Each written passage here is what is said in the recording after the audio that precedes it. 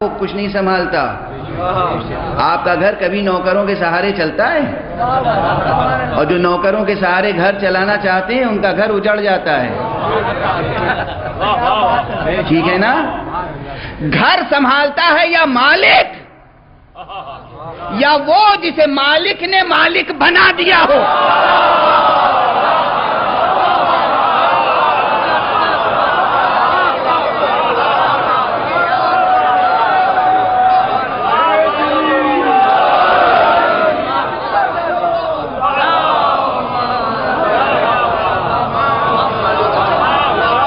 خدا کی قسم اسے کہتے ہیں ذہانت.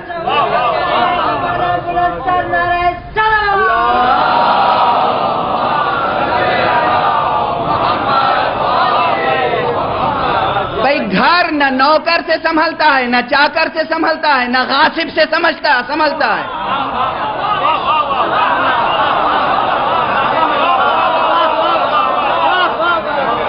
غاصب کبھی گھر سنبھال کے نہیں رکھ پاتا.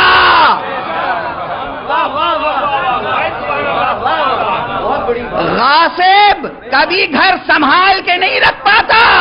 وہ غصب کرتا ہے، لذت اٹھاتا ہے، برباد کر دیتا ہے.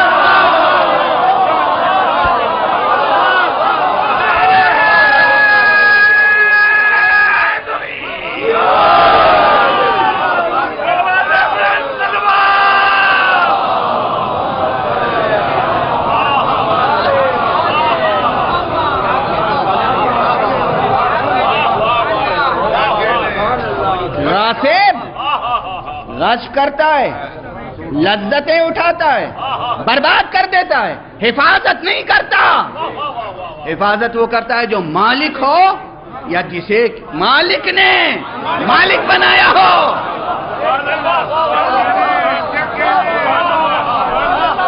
اب تم ڈھونڈو کوئی ہے جسے مالک نے مالک بنایا ہو. ڈھونڈنا واجب ہے. ڈھونڈو، نہ ملے تو ہم سے پوچھ لینا.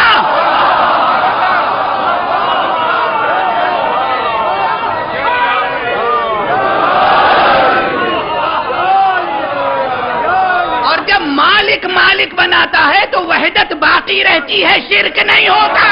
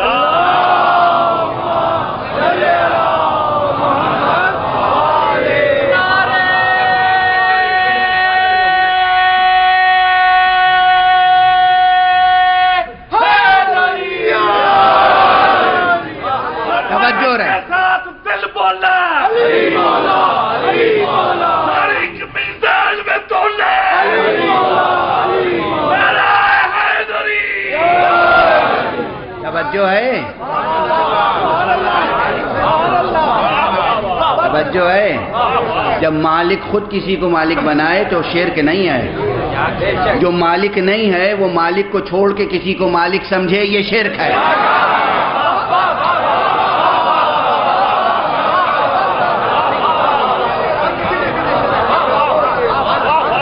جو مالک نہیں ہے وہ مالک کو نہ پہچانے اور کسی اور کو مالک جانے، یہی کفر ہے، یہی شرک ہے.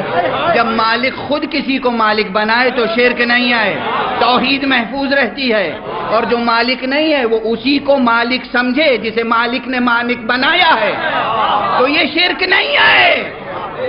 اب کسی نے مالک بنایا یا نہیں ہم سے نہ پوچھو، قرآن سے پوچھو.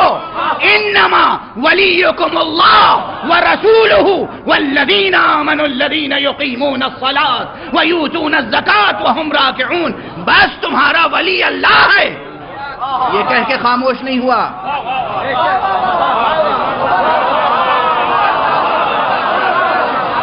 وہ ولی ہے اور کوئی ولی ہے کہ نہیں؟ فل اسٹاپ ہے؟ نہیں.